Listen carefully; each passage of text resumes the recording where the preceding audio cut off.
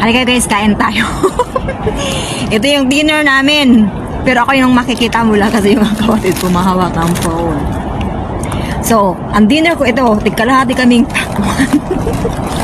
Kasi para naman healthy yung dinner namin kasi kanina maraming kanin yung nakain namin at mabigas sa tiyan. So, ito, pakwan lang sa amin sapat na. Kain tayo.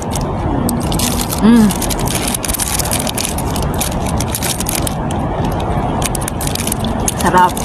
Kita nyo, isang pakwan ng pula-pula niya. Mura lang naman to, $22. May presyo pa yan, oh.